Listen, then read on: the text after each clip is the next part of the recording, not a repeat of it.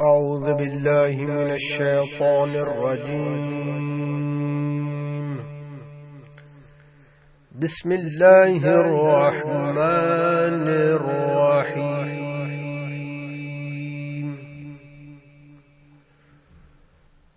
قل هو الله أحد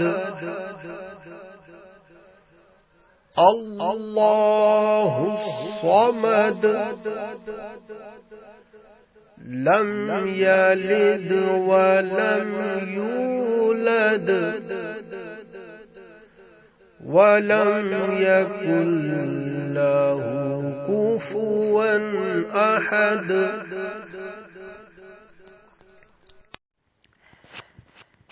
ترجمہ.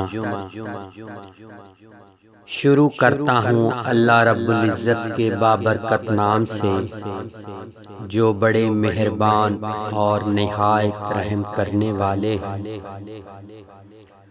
اے رسول صلی اللہ علیہ وآلہ وسلم، آپ کہہ دیجئے کہ وہ اللہ ایک ہے. اللہ بے نیاز ہے، نہ اس کی کوئی اولاد ہے اور نہ وہ کسی کی اولاد ہے، اور نہ کوئی اس کا ہمسر ہے. سورہ اخلاص کی فضیلت.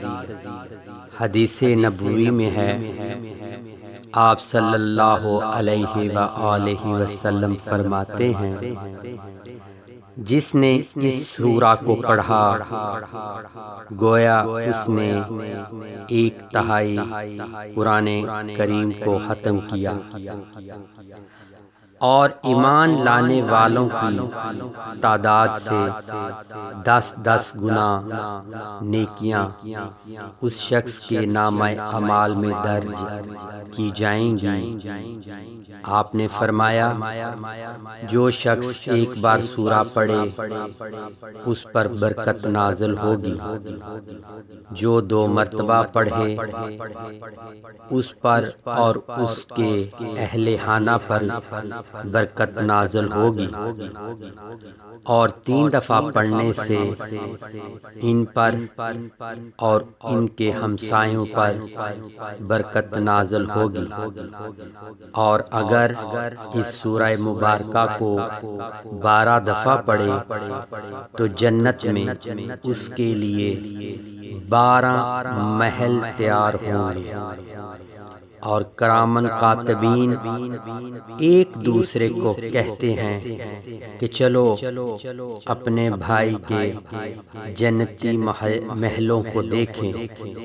اگر 100 بار پڑھے تو 25 برس کے گناہ معاف ہوں گے، بشرطے کہ حقوق مالیہ اور قتل ان میں شامل نہ ہو.